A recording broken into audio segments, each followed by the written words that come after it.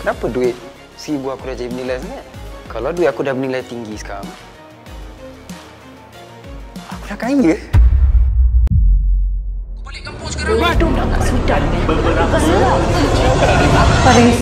Encik Faris, saya cukup mencadangkan agar Cik Faris melaburkan kekayaan Cik.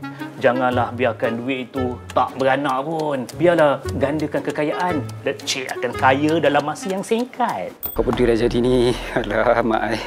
Duit yang Cik Faris ada dalam akaun, Okey. Cik Faris boleh mendapatkan beberapa biji rumah. Beberapa? Betul, beberapa biji rumah. Sekejap. Cuba Encik bagi tahu saya berapa harga semangkuk mi? Semangkuk mi? Ha. Alah, 0.1 sen je. Sen? Kejap. Aku dah kat dunia lain ke ni? Weh, aku dah jutawan ke? Takkanlah RM1,000 aku ni je dah boleh buat aku jadi orang kaya sini. Selamat datang, Encik. Hai. Saya nak order satu Americano. Harga dia berapa? 0.1 sen. 0.1 sen je? Ya, memang harga Americano 0.1 sen. Boleh bagi saya masa sekejap fikir? Boleh Sekejap. Takkanlah satu Americano 0.1 sen je. Ke betul apa yang manager bank cakap tadi yang nilai duit aku dah bertambah? 0.1 sen? 0.1 sen? Lagi 0.1 sen? Tak logik betul. Aku dah kat dunia mana dah ni? Takkanlah dunia dah berubah tak? Bukan dunia yang dah berubah. Aku yang dah ada kat dunia lain. Bang, abang ada RM2 tak? RM2? RM2. Oh, nak rompak? Nak rompak pun tak sampai lah RM2. Nampak muka ni ada RM2 tak? Kedai ni pun tak ada RM2. Merebek lah. RM2 je.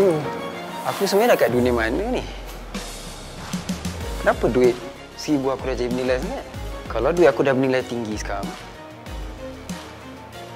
aku dah kaya. Okey, aku nak try sekali lagi.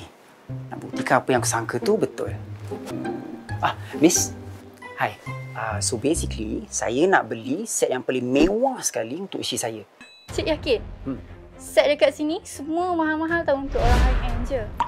Tak sesuai rasanya untuk orang macam Cik ni. Set dekat sini mahal tau. Dalam puluh-puluh sen. Puluh-puluh sen? Cik mampu? Okey, puluh. Ada letak ni. Sikit. Macam mana kalau 70 sen? Cukup ke?